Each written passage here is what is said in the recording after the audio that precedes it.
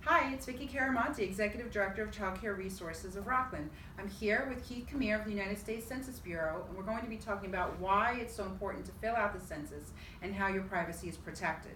Yes, that's a great topic. One of the biggest hot button issues that we have is the privacy. Yes. And there's two dynamics to the privacy that I really want to cover.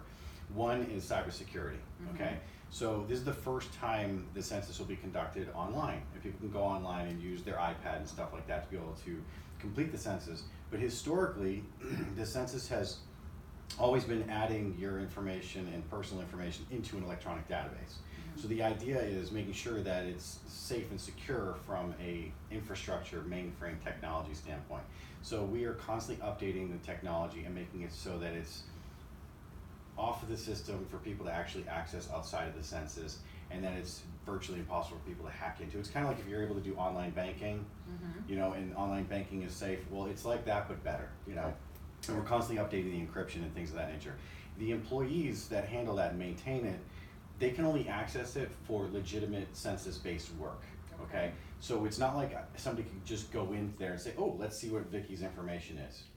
So your personal information is safe with me and all of the census employees. In fact, we cannot share your personal information for 72 years. Wow. Okay, so as a census employee, we all have to swear an oath of privacy so that if we violate the privacy that we swear an oath to, we face up to 5 years in jail and a $250,000 fine for sharing your personal information. Okay, so it's not worth it. The other thing is that when it comes to your personal information, when it's captured and collected, we cannot share that information, like I was saying, with anyone. The Supreme Court, the president, the congresswoman, congressman, assembly, it doesn't matter who it is.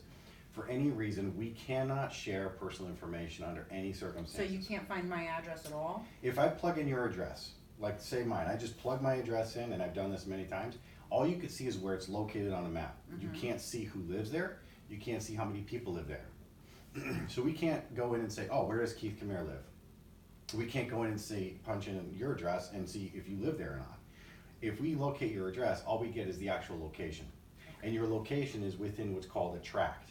The tract is a geographic location that's made up of a number of residences. It could be, you know, 1,000 different residences, and you are just one inside that tract. And all we do is capture the information for the geographic area that you live in. So we cannot share information regardless of citizenship or anything like that. And there'll be actual US citizens who are not living here because they're deployed in the military, or they're working out of country like Canada, Germany, and China, and they have jobs outside the United States. They won't even be counted in the census. But there are people that are living here for whatever reason that are non-citizens, and they're being counted. And the reason is because they are a person, a body, living in an area, and we can allocate resources to those areas based off the numbers. Great. So Thank it's you. that simple. Thank you so much. Next week, we'll be having a Facebook Live with Keith at 6:30 p.m., Tuesday, February 25th. If you have any questions that you'd like Keith to answer during that Facebook Live, please send them to us by direct message, and we hope that you'll join us on our Facebook Live next week. Thanks.